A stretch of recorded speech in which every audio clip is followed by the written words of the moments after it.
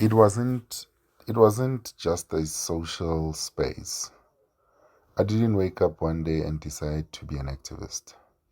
It happened slowly, in moments that it didn't feel like a movement, at least not at first.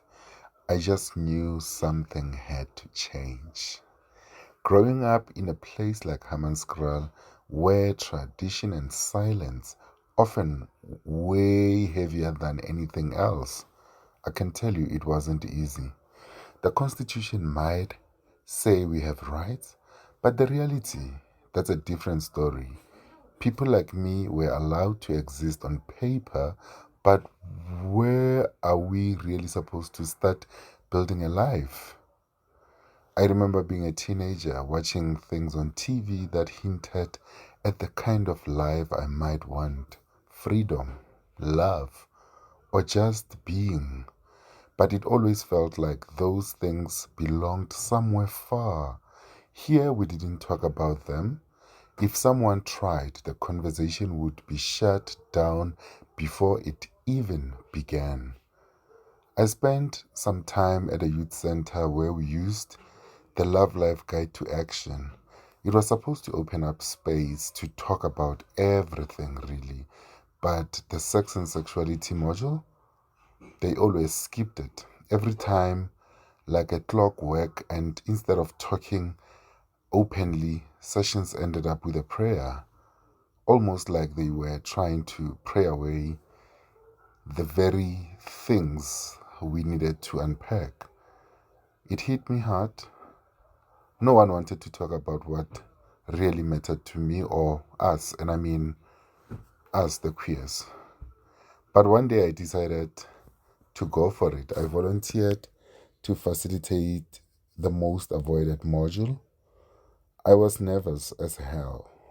Some people were upset, others were surprisingly engaged.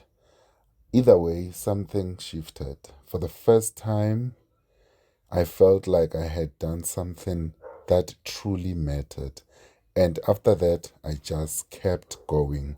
And eventually, I joined one of the South African larger LGBTI organization.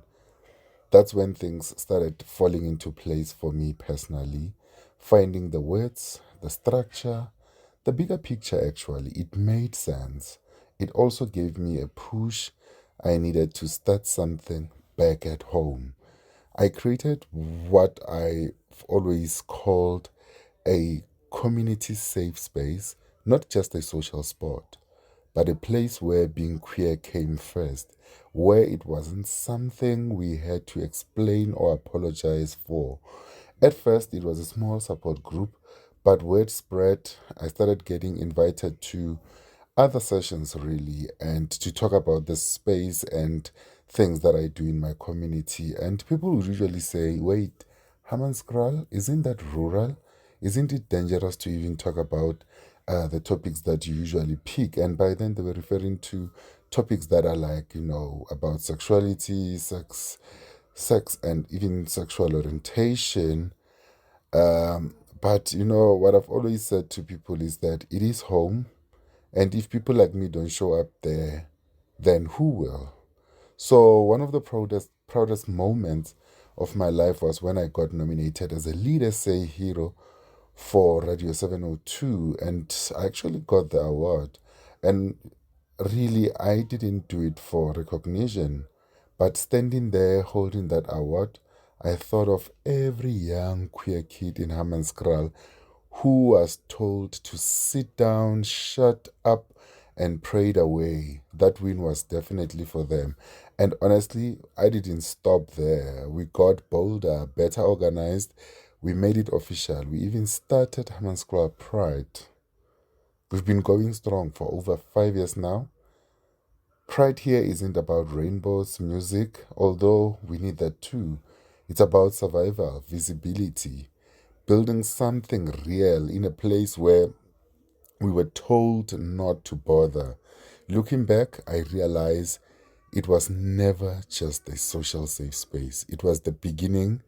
It was a fight worthwhile, a home, a bold, loud, queer years in the face of thousands silent no's, and the journey continues because it wasn't just a social safe space.